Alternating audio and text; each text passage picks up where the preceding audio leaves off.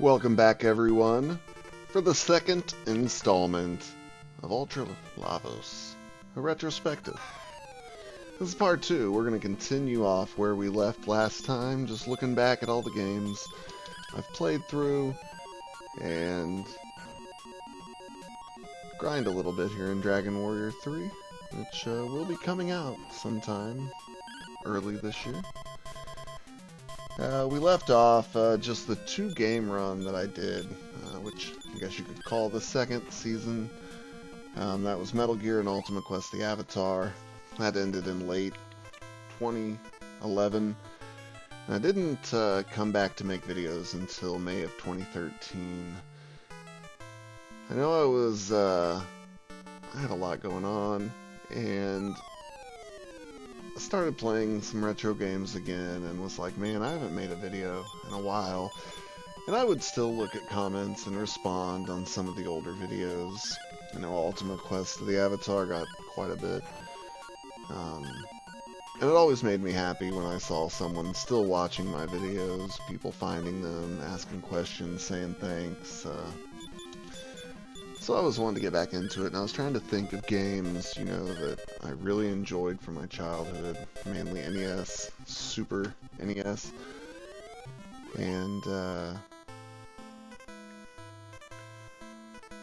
the one that came to my mind right off the bat was Shadowgate. I really enjoyed that and the other games similar to that. So I decided I was going to do that, and the more I was thinking about it, like, just going over that game in my head, because I basically had it memorized as much as I've played it, like, every so many years. And I just kind of decided, okay, this will be the first one when I get back into it. And I was just trying to think in my head of, like, what all you do in that game, all the ways to die, the different items you can find, the different things you face, and, like, at work, you know, when I was doing stuff, it was just running in my head. And I was coming up with, like, fun little references for this and that. Like, I never had anything scripted or written down for that episode, but it's probably one of them that I just had the most thought, thinking about things ahead of time. I take notes sometimes and write down certain things, but as far as dialogue and things like that, most of that's just, you know, either what I thought about in my head or a lot of times just as I'm playing it, it just pops in there.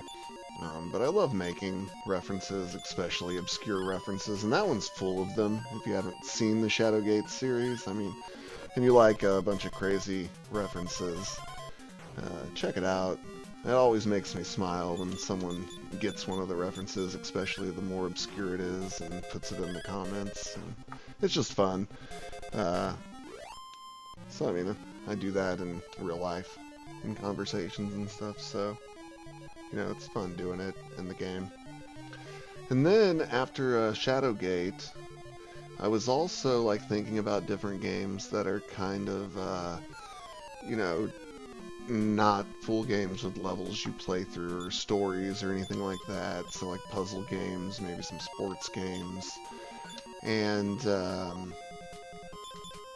I decided that I would start something which I called LP Minis. And the first one that I did there was Pyramid, which was a puzzle game. It was an unlicensed Nintendo game. I'm trying to remember who did that one. I don't think it was Color Dreams, but it might have been. I don't know off the top of my head. But it was a fun puzzle game, and so I did that one. And then after Pyramid was a game that I really enjoyed from my childhood. Another Metroidvania style game before that was actually considered a genre. Big adventure game, Legacy of the Wizard. Which was fun, and I want to say this was around the time I was listening to the Two Dudes and a NES podcast, which I don't think is still going on anymore, but for a while I listened to it fairly regularly, and I think they did the Legacy of the Wizard one around that time, and I was like, oh man, I remember that game, I gotta do a Let's Play on that one. So I did, and I had a lot of fun with that one.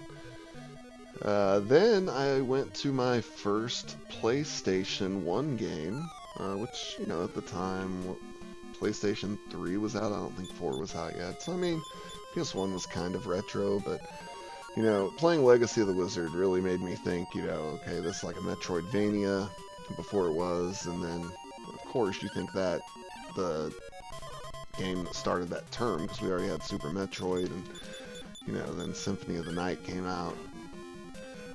Still, one of my favorite 2D games like that. Like, it took Super Metroid out of the RPG element, and I mean, it was Castlevania, you had Alucard, like, and then you think you're done, and then, oh, nope, that was half the game. Everything's upside down. Enemies are different. Here's new items to get. So, yeah, that's a great game. I mean, I used to play that, like, at least once a year, but as time went by, I don't have as much time to do that, so I try to play it at least every 2 to 3 years. Hey, we're going to a place I didn't go on the video that you probably haven't seen yet, because I haven't posted these yet, but we're just going to walk over here. Let's take on these frog ores, and I'll get... Why would I parry? But if you do parry, and then you back up, and then you parry, and then you back up, then you fight, you'll actually take less damage. I may go over that in one of the real videos, but let's get back to the retrospective here. After Castlevania Symphony of the Night, I was thinking back, you know, the first real game that I LP'd that wasn't like a Mario ROM hack was Final Fantasy IV, so it just seemed right that I do 6. I tried starting it on the Game Boy Advance, believe back like after Ultimate Quest of the Avatar maybe, but just didn't have the time to do it. It was left unfinished. I only had like 2 or 3 videos. Took them down. Then decided let's go to the Super Nintendo version, Ted Woolsey translation, the one I grew up playing. So that was fun, and I wanted to make. I mean, I know that game inside and out, and I wanted to make it fun. I wanted to mix up the characters that I used in that, and different styles of gameplay. I was trying to have each character level up in a certain way, like I was throwing materia on them, not materia, wow, espers on them, keeping an eye when they level up so they would get those bonuses, and that was fun. We went through the ancient castle as imps, so that was cool. I had fun. I'm not going to go over there yet because I don't want to be grabbing anything I haven't got in my main videos. We're just grinding here. So then Final Fantasy VI was fun. Those videos still get a lot of views. People seem to enjoy the RPGs. Then after that, DuckTales. I mean, DuckTales was such a classic. Who grew up playing a NES that could rent games from somewhere or borrow games from their friends or whatever that hadn't heard of DuckTales? Like, everyone was watching DuckTales back then. Such a good show, and yeah, DuckTales, man. What can I say? The remake of that, by the way, I don't know if that was out when I was playing this or not, or if it just came out, because I know it was somewhere around that time. But that was done very fantastically. I enjoyed it a lot.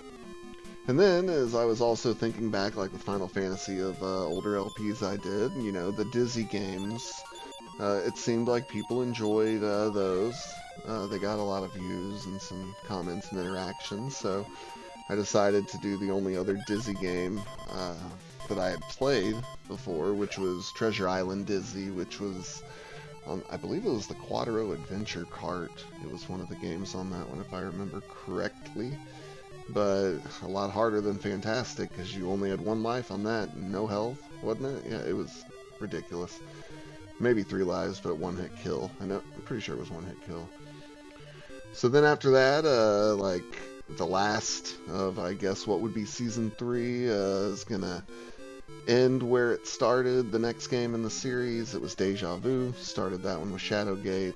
I wasn't planning on, you know, stopping here. I was gonna go Deja Vu and then do some more and eventually get Uninvited in there, but Deja Vu ended up being the last one that I did. That was fun. I don't think as much thought went into that one as Shadowgate, and it's a little different style of a game, even though it's the same, but if you've played it or watched it, you can see the differences. But it was still fun going through and doing that one. I enjoyed playing that. And then, sadly, that was in April of 2014, and then it was time for another break. I didn't get back into playing and recording videos until October 2015, which I guess we could call the start of Season 4. After another hiatus, I came back in strong. This was when I was starting to collect NES games again.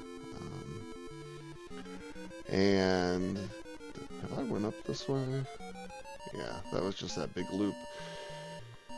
So I was starting my NES collection again, and I picked up. I was going through picking up games and trying to do the LPs on the ones I was getting, but then I started getting way more than what I was LPing. Didn't have as much time. You know, time always is a thing. But I did start with Goonies 2, which the first time I ever played that was at my uncle's house. He had a Nintendo and a lot of cool games. He had like Metroid, Zelda. He had Goonies 2. I think he had Gumshoe. He even had Rob the Robot and was it Gyromite? Is that the name of? I believe so. But yeah, I played Goonies 2 over there and really enjoyed it. So I ended up renting it. At some point when I saw it, played the hell out of that game. I even had like grid paper that I was like making the maps on of where things connect when I was a kid. You know, so I was kind of a dork like that. I enjoyed making maps for games. It was always fun. I always had grid paper on hand. But yeah, the Goonies 2 was a pretty fun game, and I liked how it went into the 3D. So I definitely wanted to, well, false 3D rooms, but so I wanted to do that one. And then Wizard and Warriors I picked up, and that was a game I played. Like one of the kids in the neighborhood at my grandma's house had that, and that was the first place that I ever played it. And that's a fun game. It was cool. I didn't know what was going on at all when I first played that game, like how to get that dude to move out of the tree. Probably talked about that. But yeah, Wizards and Warriors was fun. Then Defender of the Crown, which was kind of a weird game. It's one of those... It's a strategy style, but it had other elements in that. I believe it was a PC game, and then they ported it to the NES, and the port's not done that well. Not something I wanted to just like play all the way through and do all the stuff in it, so I figured that would be a good LP mini. That worked out pretty well. Then we went into Maniac Mansion, which was another classic, another favorite from my childhood.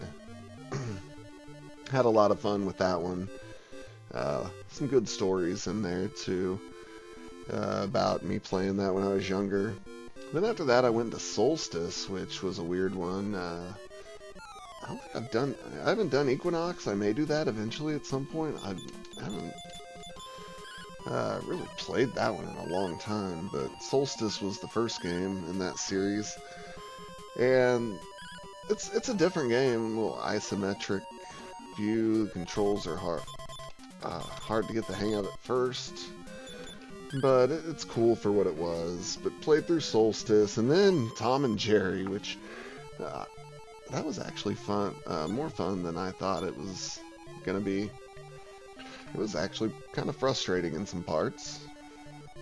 But I did that, and I think, if I remember correctly, like for Solstice, Tom and Jerry, and then the game I did after that, Dr. Mario, I was messing around with these perler beads, and I made a lot of cool, like 8-bit, 16-bit ones. Did like a lot of the robots from Mega Man 2 and 3, and various other ones. But I remember I was making some for those games to use as like the thumbnail when I had time to do custom thumbnails and stuff. So I got one for Solstice, Tom and Jerry, and then Dr. Mario. If you ever pull up those videos, you'll see those. I actually made them, so I still got them too. But then, as I said, Dr. Mario was after Tom and Jerry, and I had a special guest on that one, Cryonia, and we played a little bit of that. It was an LP mini. You know, I'm not going to sit there and play through the whole Dr. Mario game, but, you know, Dr. Mario is another classic puzzle game from the NES. And then that was in December of 2015, and after that it was like pretty much a 2-year break. And that would have been the end, effectively, of Season 4. That's also going to be the end of this video. Ultralavos, the Retrospective, Part 2. So I'm going to finish up my grinding here. I'm going to stop this video now, but I'll be back for probably 2 more videos to go over, you know, the rest of the games I've done leading up to now. While I do a little bit of grinding, or maybe I'll do something different for the next video. Yeah, you've seen 2 videos of me grinding and rambling. Let's do something a little different. It's been Ultralavos. See you all next time.